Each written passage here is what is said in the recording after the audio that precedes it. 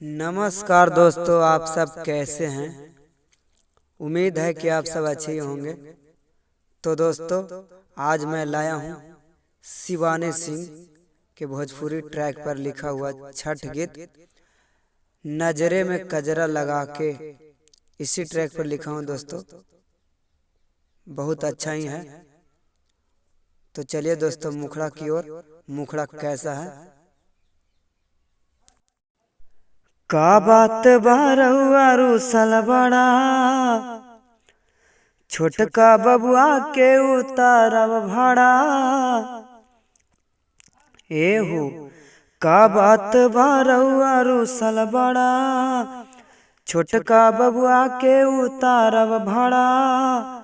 पेढ़ के पियरिया हो बांध के पगड़िया, तू साथ चल दे बहरू। दौरा उठाई माथे पे, दौरा उठाई माथे पे, घाट चल दे बहरू। दौरा उठाई माथे पे, घाट चल दे बहरू। दौरा उठाई माथे पे। तो दोस्तों, यह मुखड़ा छठ गीत लिखा हुआ कैसा लगा।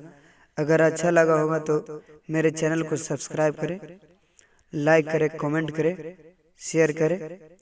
धन्यवाद दोस्तों।